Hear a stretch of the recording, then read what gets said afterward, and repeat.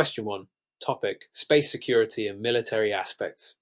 Weaponization and militarization of space during an emergency response where multiple areas are impacted by space-based conflicts. International bodies must determine the legality of certain military activities in outer space. Given the Outer Space Treaty's prohibition on the placement of nuclear weapons and other weapons of mass destruction in orbit, what is the most legally sound approach? Nations seeking to maintain national security while adhering to space law. A. Nations may place conventional, non-nuclear weapons in orbit as long as they are not explicitly prohibited by the Outer Space Treaty. B. Nations are permitted to use military satellites for surveillance and intelligence gathering, but any form of active weaponization of space is violation of international law.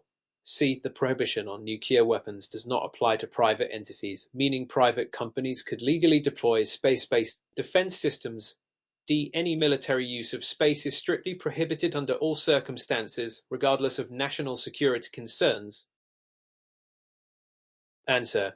B. Nations are permitted to use military satellites for surveillance and intelligence gathering, but any form of active weaponization of space is a violation of international law. Explanation. Outer Space Treaty, Ost of 1967. Article Roman explicitly prohibits the placement of nuclear weapons and other weapons of mass destruction in orbit, but it does not outright ban all military activities in space. Military satellites, intelligence gathering, surveillance and reconnaissance satellites have long been used by nations. E.g. GPS systems for military applications, and these activities are generally considered lawful. Active weaponization versus passive military use. While Article Roman prohibits weapons of mass destruction, the debate around conventional, non-nuclear weapons remains unresolved. However, weaponizing space through kinetic or directed energy weapons is viewed as a violation of space law principles. Incorrect answers. A. Conventional weapons are a grey area in space law, but they are not explicitly permitted. C. Private entities are subject to oversight, and allowing private companies to deploy weapons violates the treaty's principles. D. Military applications are not strictly prohibited. Only weapons of mass destruction and offensive military bases are banned. Question 2. Topic: Commercial space activities and legal framework. Asteroid and lunar mining. When implementing new protocols in shared environment involving multiple nations' interests in lunar mining, disagreements arise regarding ownership rights and resource utilization. Which of the following is the most legally supported approach under current space law? A. Nations can claim sovereignty over lunar territories where they establish mining operations. B. Private companies can extract and sell lunar resources as long as they comply with their national regulations and do not assert territorial sovereignty. C. The Moon Agreement of 1984 grants exclusive resource rights to nations that have signed and ratified the treaty, preventing non-signatories from mining. D. Any extraction of resources is strictly prohibited under the Outer Space Treaty, making commercial mining unlawful. Answer. B. Private companies can extract and sell lunar resources as long as they comply with their national regulations and do not assert territorial sovereignty. Explanation. Outer Space Treaty, Ost of 1967. Article prohibits nations from claiming sovereignty over any part of the Moon or other celestial bodies. However, it does not explicitly ban resource extraction. U.S. and Luxembourg laws on space mining. The U.S. Commercial Space Launch Competitiveness Act 2015 and Luxembourg Space Resources Law 2017 allow private entities to extract and sell space resources while recognizing that no sovereign claims can be made over celestial bodies. Moon Agreement 1984. The Moon Agreement sought to declare the Moon and its resources as the common heritage of mankind, requiring an international framework for mining activities. However, major spacefaring nations, U.S., Russia, China, have not ratified the agreement, limiting its impact. Incorrect answers. A. Claiming sovereignty over lunar territories is prohibited by Article of the Ost. C. The Moon Agreement lacks universal adoption and does not override national policies on resource utilization. D. The Ost does not explicitly prohibit resource extraction, only sovereignty claims over celestial bodies. Question 3. Topic: Space debris and sustainability. Liability for space debris damage. While analyzing the root causes of sequential problems in space debris mitigation, private satellite operator finds its defunct satellite collided with another nation's spacecraft, causing substantial damage. Under international space law, who is legally responsible for compensating the affected party. A. The private company that owned the defunct satellite is solely liable since it was their asset. B. The launching state of the defunct satellite is absolutely liable for the damage caused to another nation's spacecraft, regardless of fault. C. The affected nation bears the responsibility for avoiding collisions, as space is shared environment with inherent risks.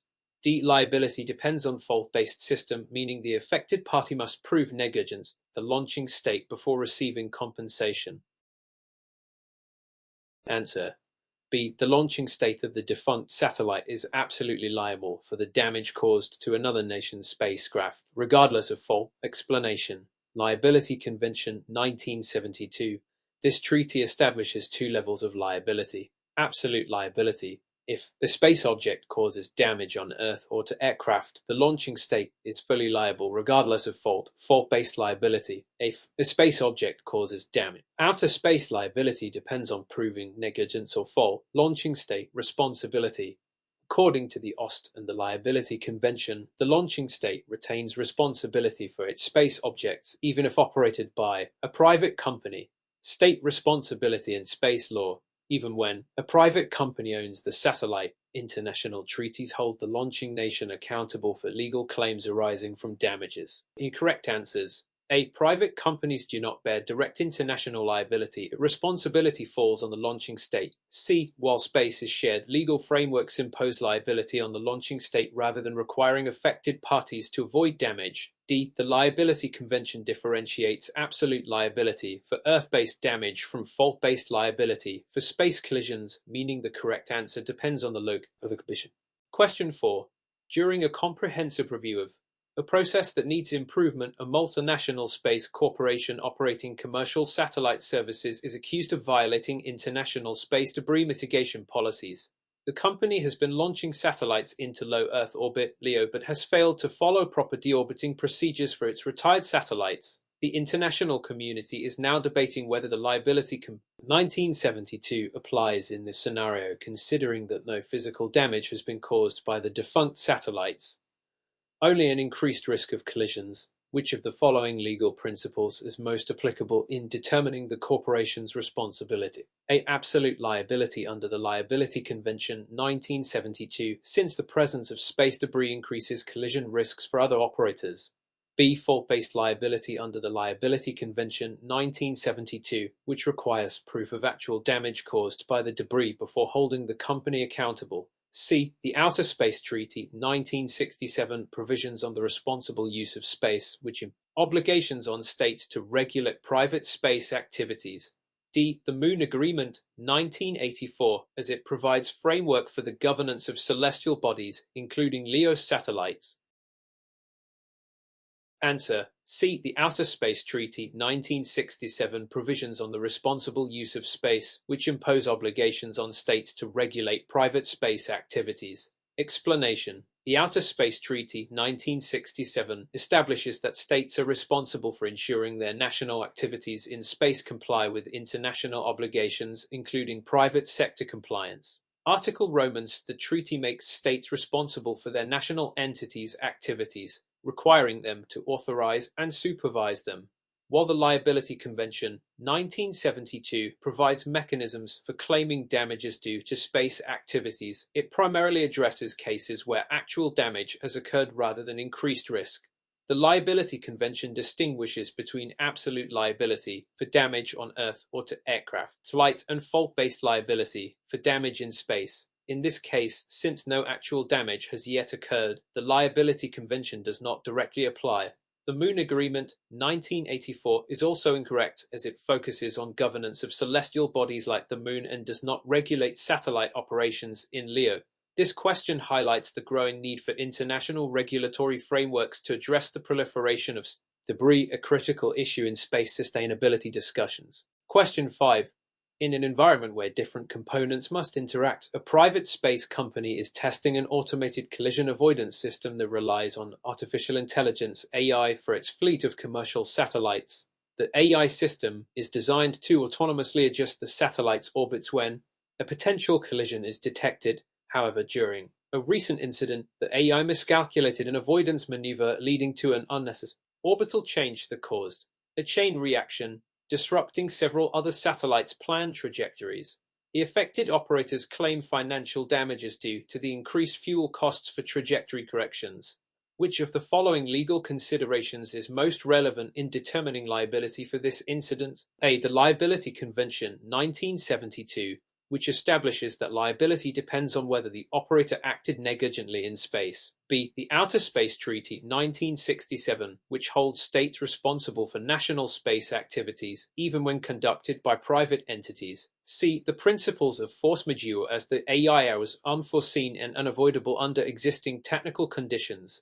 D. The Rescue Agreement 1968, since it includes provisions for space objects that may interfere with manned missions. Answer B. The Outer Space Treaty 1967, which holds states responsible for national space activities even when conducted by private entities. Explanation. Under Article Romans, the Outer Space Treaty 1967 states bear international responsibility for national space activities conducted by both governmental and private entities. This means that even if a private company develops an AI-based satellite maneuvering system, the state remains liable for ensuring compliance with international law. The Liability Convention 1972 primarily deals with damage caused by space objects and distinguishes between absolute liability for damage on Earth and fault-based liability for damage in space. Since this case involves financial damage due to an AI error in space, fault-based liability applies, but it must be established the company was negligent. The doctrine of force majeure, answer C, could apply in rare cases where an event is completely unforeseen and unavoidable. However, AI miscalculations in space traffic management are increasingly considered foreseeable, so force majeure may not absolve liability. The Rescue Agreement 1968, answer D, applies to astronauts and manned missions rather than autonomous satellite maneuvers. Question 6. When implementing backup procedures across various space stations and commercial habitats in orbit, an international collaboration faces legal challenges regarding jurisdiction and enforcement. A privately operated space station registered under Country A experiences a serious safety violation involving hazardous waste disposal into space affecting nearby stations registered under Country B and Country C, while its regulations apply exclusively to its station. Countries B and C argue that environmental contamination in orbit is a transnational issue that requires enforcement under international law. Which of the following legal instruments is most relevant in resolving the dispute? A. The Outer Space Treaty 1967, which provides principles for liability and responsible space operations. B. The Registration Convention 1976, which allows the registered country, Country A, to exercise exclusive jurisdiction over the station. C. The Moon Agreement 1984, which treats outer space resources as a common heritage of humanity and limits environmental harm. D. The United Nations Convention on the Law of the Sea, UNCLOS, which provides a model for shared governance of orbital zones. Answer A. The Outer Space Treaty 1967, which provides principles for liability and responsible space operations. Explanation. The Outer Space Treaty 1967 is the foundation for resolving such disputes. Article Oman holds that states launching or registering space objects are internationally responsible for their operations and potential damages caused to other entities. Furthermore, Article Roman states that space activities must be conducted with due regard to the interests of other states, meaning that environmental harm to other stations could constitute a violation. While the Registration Convention 1976, answer B, grants country a jurisdiction over its space station, jurisdiction does not override international responsibility under the Outer Space Treaty. The Moon Agreement 1984, answer C, governs celestial bodies and is not widely ratified, making it a weak enforcement mechanism. UNCLOS, answer D, provides a useful legal analogy for orbital governance but does not apply directly to space law. This question illustrates the tension between jurisdiction and international responsibility in space governance, a growing issue as private stations and habitats become more prevalent. Question 7. As part of a broader initiative to enhance regulatory compliance, an international committee is developing a new framework for the sustainable use of lunar resources. A private company registered in Country X has established mining operations on the Moon, extracting lunar regolith to manufacture construction materials for space habitats. However, several other nations argue that the commercial exploitation of lunar resources violate Moon Agreement 1984, which designates celestial bodies as the common heritage of humanity. Which of the following legal arguments best supports the company's right to continue its operations? A. The Outer Space Treaty 1967, which prohibits national sovereignty over celestial bodies but does not explicitly ban resource extraction. B. The Moon Agreement 1984, which establishes framework for shared governance of extraterrestrial resources, requiring an international regulatory system. C. The Liability Convention 1972, which allows companies to conduct space activities as long as they compensate for any damage caused. D. The Rescue Agreement 1968, which ensures safe return and protection of astronauts, including those involved in resource extraction. Answer: A. The Outer Space Treaty 1967, which prohibits national sovereignty over celestial bodies, but does not explicitly ban resource extraction. Explanation: the Outer Space Treaty 1967 states that celestial bodies cannot be claimed as sovereign territory by any nation. However, it does not explicitly prohibit resource extraction. Article Omentuv, the treaty prevents territorial claims, but Article I allows the use and exploration of space for the benefit of all nations. Some legal scholars argue that private entities can extract resources as long as they do not claim ownership of the celestial body itself. The Moon Agreement 1984, Answer B, does support a common heritage of humanity principle requiring an international regulatory system for resource exploitation. However, most major spacefaring nations, including the US, Russia, and China, have not signed or ratified it, making it a weak legal constraint. The Liability Convention 1972, Answer C, addresses compensation for damages but does not regulate space resource extraction.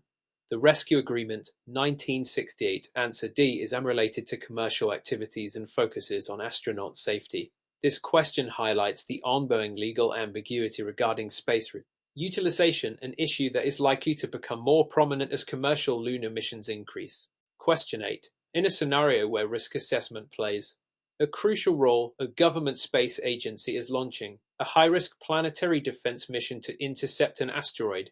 The mission involves using a kinetic impactor to deflect an asteroid's trajectory. However, coalition of nations expresses concern that such tests could set precedent for weaponizing space technologies, potentially violating international treaties. Which of the following legal frameworks is relevant in assessing the permissibility of this mission? A. The Outer Space Treaty 1967, which prohibits the placement of nuclear weapons in space but does not explicitly ban asteroid deflection missions. B. The Partial Test Ban Treaty 1963, which restricts nuclear explosions in space and prohibits any impact-based tests. C. The Liability Convention 1972, which would hold the agency accountable for any unintended damage caused by the mission. Registration Convention 1976, which ensures that the launching state retains full control over space objects. Answer: A. The Outer Space Treaty 1967, which prohibits the placement of nuclear weapons in space but does not explicitly ban asteroid deflection missions. Explanation: the Outer Space Treaty 1967 is the most relevant legal instrument here. While it prohibits the placement of weapons of mass destruction (BMS) in space, Article OMANA, it does not explicitly forbid kinetic impactors or asteroid deflection missions. However, concerns about the dual-use nature of planetary defense technologies, their potential military applications, have raised international debates. The Partial Test Ban Treaty 1963, Answer B, bans nuclear explosions in space but does not regulate non-nuclear impact emissions. The Liability Convention 1972, Answer C, would apply only if the mission caused actual damage, not as a preventative measure. The Registration Convention 1976, Answer D, concerns legal control of space objects but does not govern the legality of the mission itself. This question addresses the legal and geopolitical implications of planetary defense technologies, a subject of growing interest as asteroid mitigation strategies develop. Question 9.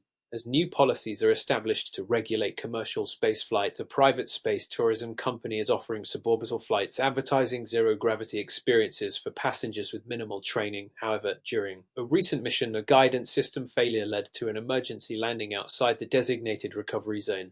Several passengers sustained minor injuries, leading to a debate over whether space tourists should be classified as astronauts under international law with corresponding legal protections and obligations. Which of the following legal principles is most relevant in resolving this classification issue? A. The Outer Space Treaty, 1967, which defines astronauts as envoys of mankind and grants them special protections.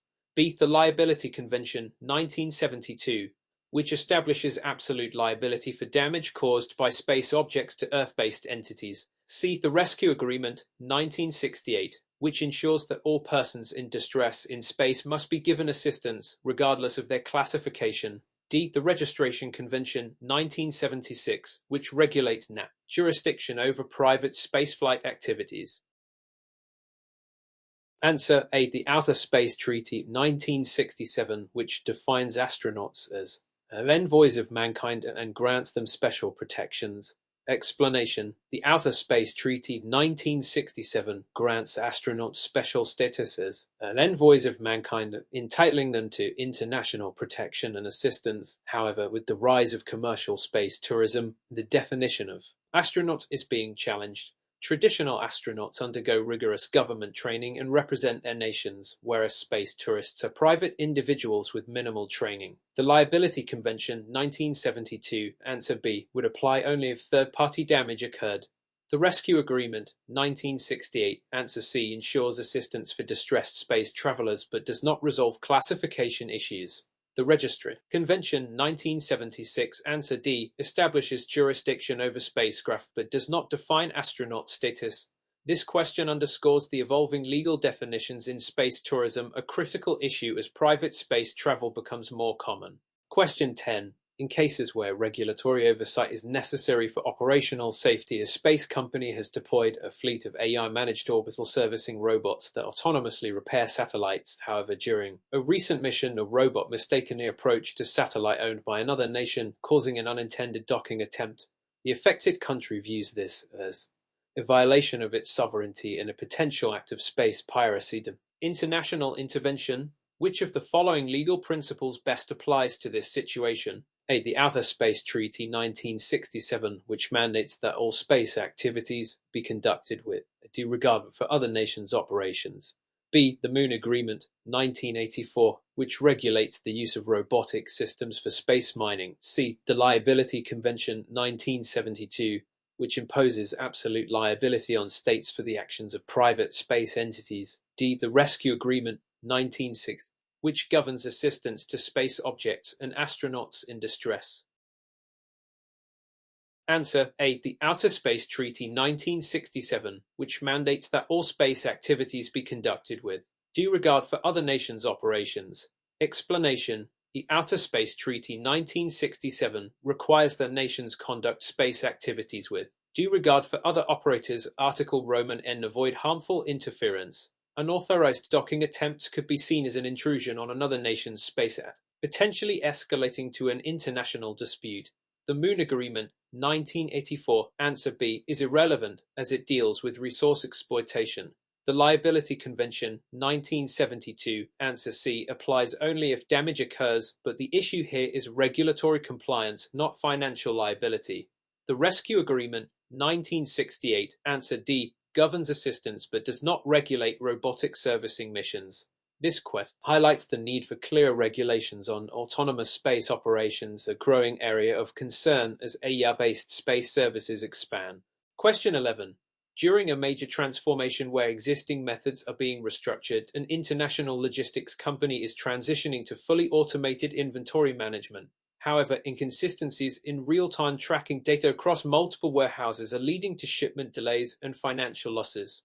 Which of the following approaches is most effective in mitigating data synchronization issues? A. Implementing a distributed ledger system to provide a tamper-proof audit trail of all inventory movements.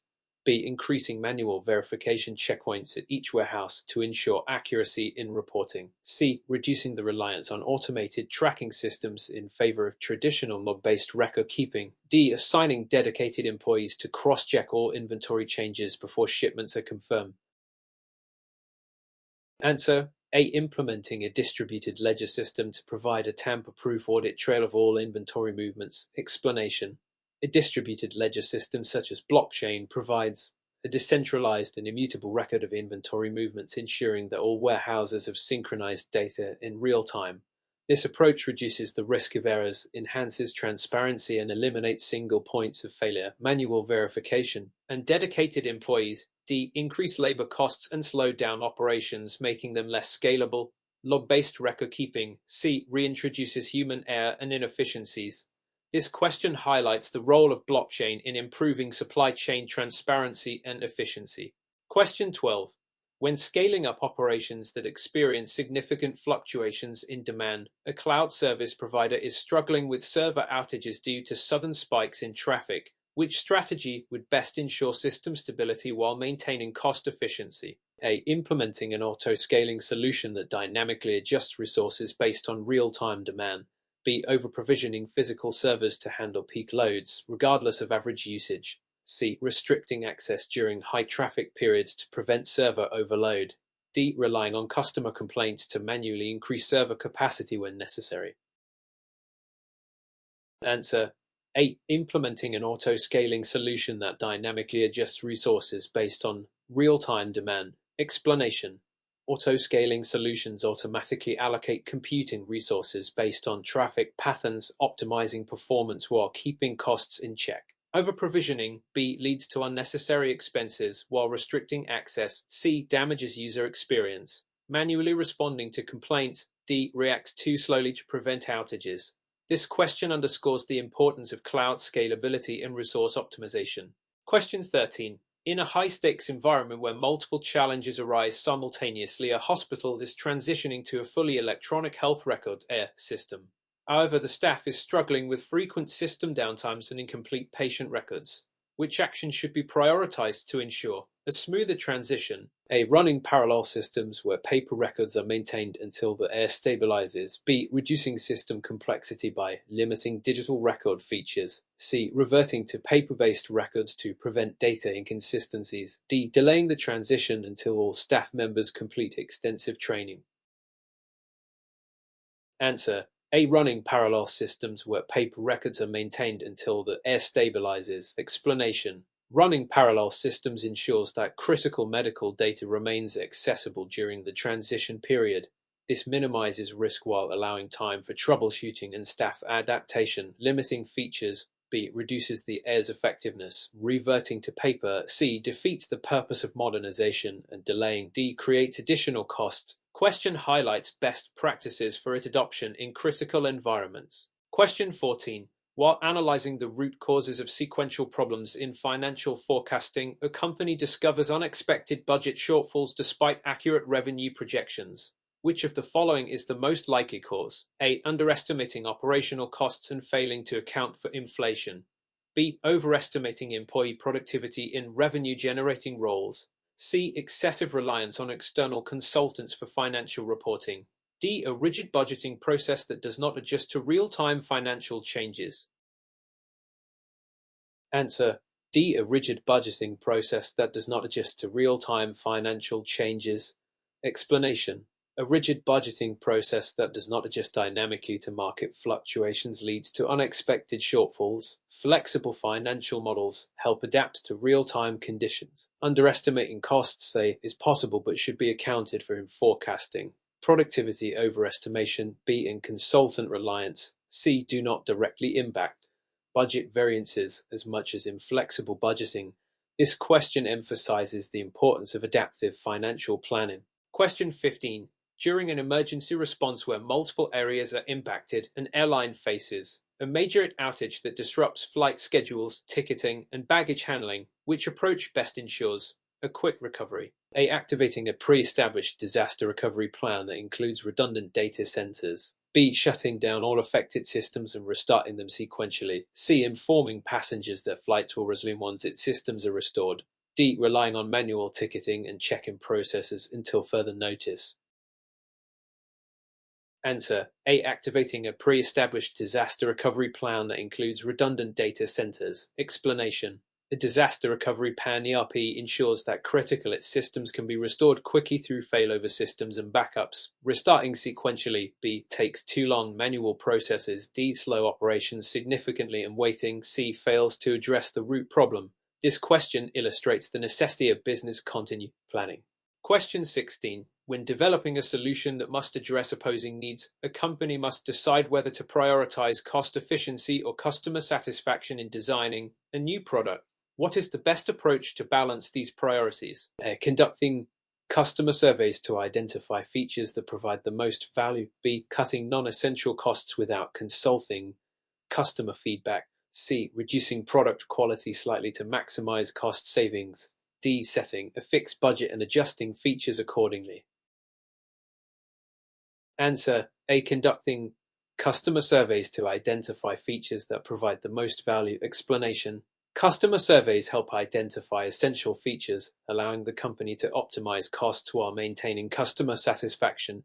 Cost cutting (B) and quality reduction (C) risk alienating customers, while a fixed budget (D) may lead to poor trade-offs. This question highlights customer-centric product design. Question 17. While investigating a complicated issue between different regulatory agencies, a pharmaceutical company is struggling to gain approval for a new drug due to conflicting international guidelines. What is the best course of action? A. Engaging in discussions with regulatory bodies to align approval requirements. B. Choosing the most lenient regulations and applying only those standards. C. Delaying the application process until guidelines become more consistent. D. Seeking approval only in markets with less regulatory oversight. Answer: A. Engaging in discussions with regulatory bodies to align approval requirements. Explanation: Proactively engaging with regulators ensures smoother approval and compliance with all necessary standards. Ignoring stricter regulations. B. D. Risks rejection, while delays. C. Result in missed market opportunities. This question highlights strategic regulatory compliance. Question 18. In an environment where different components must interact seamlessly, a large manufacturing firm is integrating robotic automation into its supply chain.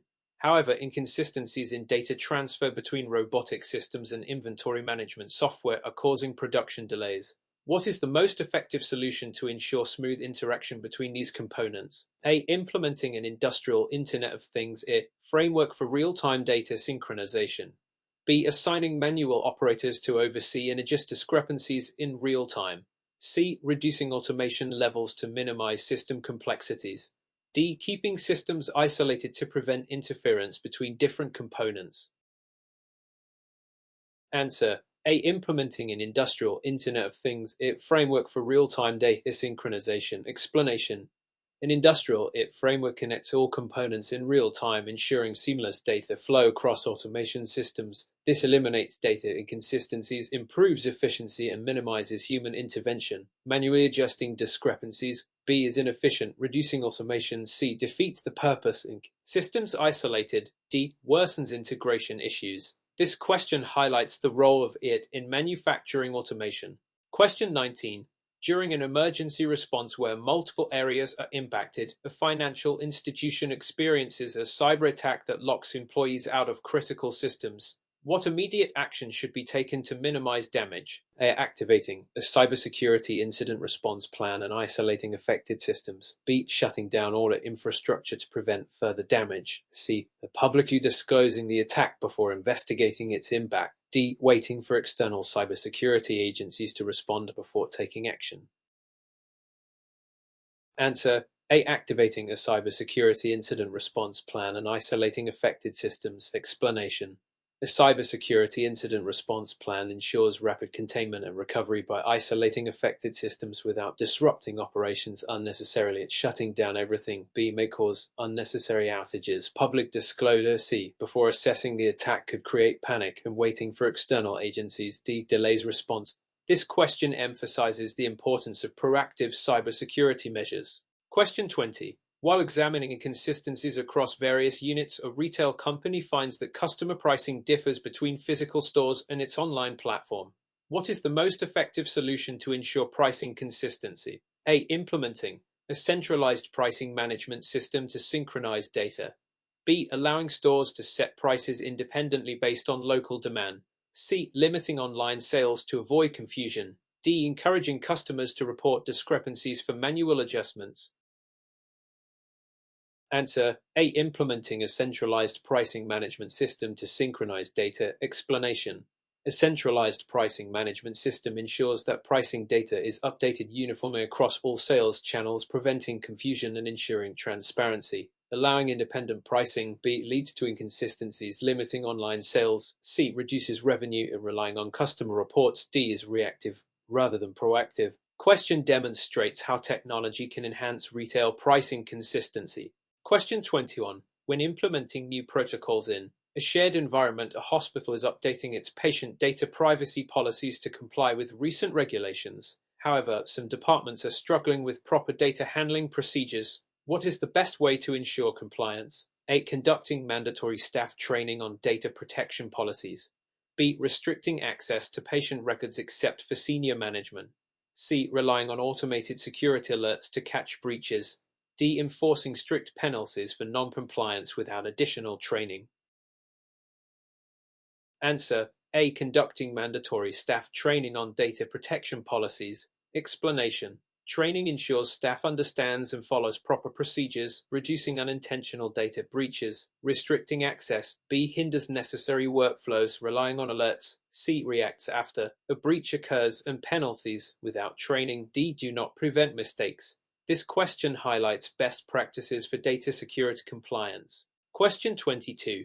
In a multi-location scenario where consistency requirements are critical, a global restaurant chain is struggling to standardize food preparation processes across different regions. Which strategy is most effective in maintaining consistency? A. Developing a standardized training program and monitoring compliance regularly. B. Allowing each location to modify recipes based on local preferences. C. Reducing menu options to minimize inconsistencies. D. Conducting random inspections without providing clear guidelines. Answer A. Developing a standardized training program and monitoring compliance regularly. Explanation. A standardized training program ensures that staff follows the same procedures, maintaining quality and consistency. Modifying recipes. B. Causes variability, reducing menu options. C. Limits brand appeal, and random inspections. D. Fail without structured guidance. This question highlights quality control in multi-location businesses. Question 23. During a seamless transition where continuity must be maintained and a company is migrating its services to a cloud-based platform. However, frequent service disruptions are affecting customers. What is the best approach to minimize disruptions? A. Implementing a phased migration with continuous testing. B. Moving all services simultaneously to complete the transition quickly. C. Stopping all operations temporarily to ensure a smooth transition. D. Informing customers that disruptions will continue until the migration is finished. Answer A. Implementing a phased migration with continuous testing. Explanation.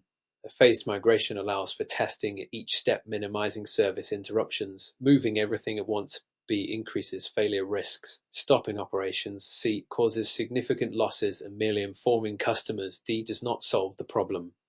This question emphasizes effective service migration strategies. Question 24. When improving a process that shows unexpected results, a pharmaceutical company is testing a new drug formulation, but clinical trials reveal inconsistent effectiveness among different age groups. What is the best next step? A. Conducting further research to identify demographic-specific effects. B. Halting trials immediately and abandoning the formulation. C. Adjusting dosage levels arbitrarily without additional research. D. Proceeding with FDA approval despite inconsistencies. Answer A. Conducting further research to identify demographic-specific effects. Explanation. Further research helps determine whether specific factors e.g. metabolism differences affect drug effectiveness. Halting trials. B. May be premature arbitrary dosage changes. C. Risk safety and proceeding with approval. D. Violates ethical and regulatory standards.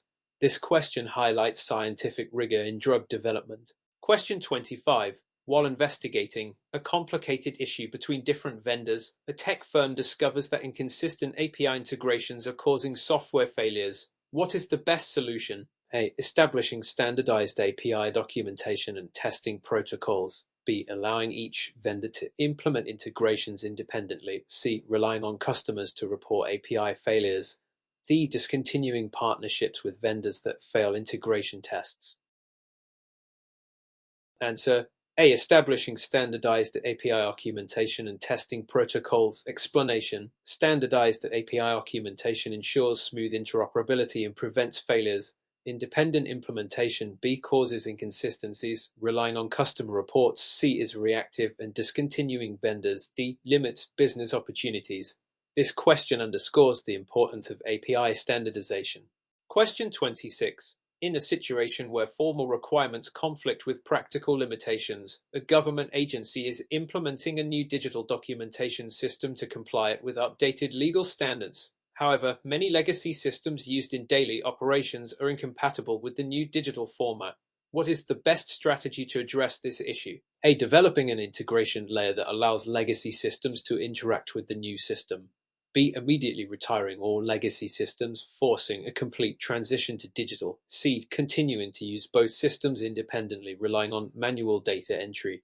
D. Delaying the implementation of the new system until all legacy systems can be replaced. Answer A. Developing an integration layer that allows legacy systems to interact with the new system. Explanation: an integration layer allows legacy systems to communicate with the new system, ensuring smooth transition without disrupting operations. Retiring all legacy systems. B. Could cause workflow breakdowns, manual data entry. C. Introduces errors and inefficiencies, and delaying implementation. D. Creates regulatory non-compliance risks. This question highlights balancing compliance with operational realities in technology transitions. Question 27. During a major transformation where existing methods are being replaced, a large healthcare provider is switching to a new electronic medical records (EMR) system. Many doctors and nurses resist the change, citing complexity and reduced efficiency in the new system. What is the most effective way to address this resistance? A. Providing extensive hands-on training and ongoing support to ease adoption. B. Forcing all staff to adopt the system immediately without adjustments. C. Allowing employees to continue using the old system alongside the new one. D. Reducing the system's functionality to make it simpler, even if it loses key features. Answer A. Providing extensive hands-on training and ongoing support to ease adoption. Explanation: hands-on training ensures that staff can adapt to the new system with minimal disruption. Ongoing support addresses concerns and increases confidence. Forcing adoption. B. Increases frustration using both systems. C. Creates inefficiencies and removing key features. D. Weakens the benefits of the new system. This question emphasizes change management in healthcare. Question 28. When scaling up operations that experience significant growth, a fast-growing logistics company is struggling with delayed shipments and inventory mismanagement. What is the best approach to manage growth effectively? A. Implementing an advanced supply chain management system with real-time tracking. B. Hiring additional employees without upgrading operational processes. C. Expanding warehouse space without modifying inventory control systems. D. Reducing the number of orders accepted to control workload. Answer A. Implementing an advanced supply chain management system with real-time tracking. Explanation: a real-time supply chain management system improves visibility, tracking, and efficiency, reducing errors and delays. Hiring more staff. B. Does not solve process inefficiencies. Expanding warehouses. C. Without system upgrades leads to mismanagement and reducing orders. D. Limits business potential. This question highlights effective scaling strategies. Question 29. While analyzing the root causes of sequential problems in a manufacturing facility, management notices that increased machine downtime leads to production bottlenecks, delaying order fulfillment. Which solution best addresses the root cause? A. Implementing predictive maintenance using sensors to detect early machine failures. B. Increasing production quotas to make up for lost time. C. Hiring additional workers to manually intervene when machines fail. D. Extending machine usage beyond recommended maintenance schedules. Answer A. Implementing predictive maintenance using sensors to detect early machine failures. Explanation: predictive maintenance prevents unexpected machine failures by detecting issues early, reducing downtime and improving efficiency, increasing quotas. B. Does not solve machine issues, hiring more workers. C. Only treats symptoms, not causes, and extending usage. D. Leads to higher failure rates. This question emphasizes the role of predictive maintenance in manufacturing. Question 30. During the introduction of new methods where coordination is key, a large financial institution is rolling out a new fraud detection algorithm. However, different departments have varying criteria for identifying fraudulent transactions, leading to inconsistent enforcement. What is the best approach to align all departments? A. Establishing unified fraud detection guidelines and ensuring company-wide training. B. Allowing each department to continue using its own fraud detection criteria. C. Letting senior executives make fraud-related decisions without department input. D. Disabling fraud detection in departments where inconsistencies arise. Answer: A. Establishing unified fraud detection guidelines and ensuring company-wide training. Explanation: unified guidelines and training ensure consistency, preventing conflicting enforcement and improving fraud detection effectiveness. Letting departments act independently. B. Creates inconsistencies, executive-only decision-making. C. Ignores operational insights and disabling fraud detection. D. Exposes the company to risks. ISQUET highlights the importance of cross-departmental coordination in financial security.